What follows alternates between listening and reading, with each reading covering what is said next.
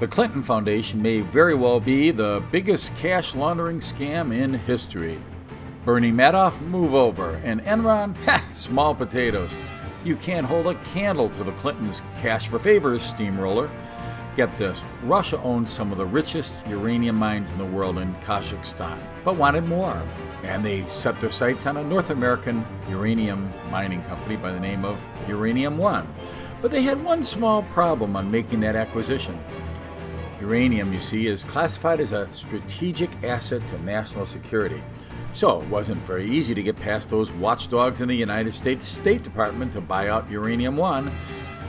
So how on earth could they pull something like this off without raising the red flags to trigger a world war or worse?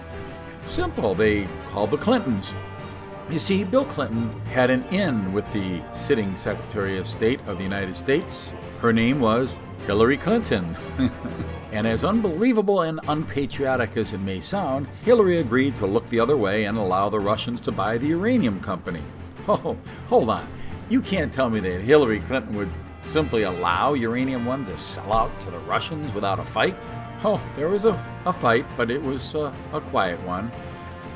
The fight was over whether Bill and Hillary Clinton would accept $1 million or $2 million donation from the family foundation of the chairman of Uranium One to the family foundation of Bill and Hillary Clinton. After a bit of backroom haggling and dealing and so forth, they settled on a $2.35 million donation to the Clinton Foundation. No State Department investigation? No problem. Nice and tidy. That little Clinton maneuver resulted in the Russians owning 1/5 of all the uranium production in the world. So Iran and the United States now can stand in line getting in a bidding war over who could pay the Russians the most money for their uranium. But that is just the tip of the iceberg on the $250 million in known assets in the Clinton Foundation. The majority of the known cash was donated by foreign countries. Now notice how I say known cash. Who knows how much undisclosed cash there was that was passed through to the Clintons? So is it any wonder that Hillary Clinton doesn't seem to give a rip about her campaigning image or public opinion? Her campaign is already projecting to spend $2.5 billion in cash in her campaign, well over double the past all-time record of any other presidential candidate in the history of our republic.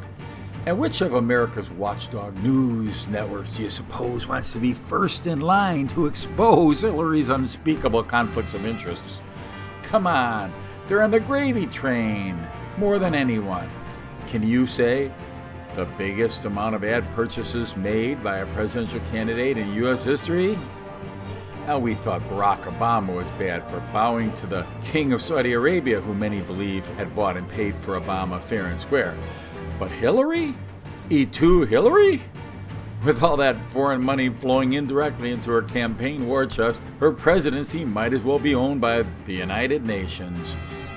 Perhaps this is what Hillary meant when she said, "It takes a village to buy the presidency."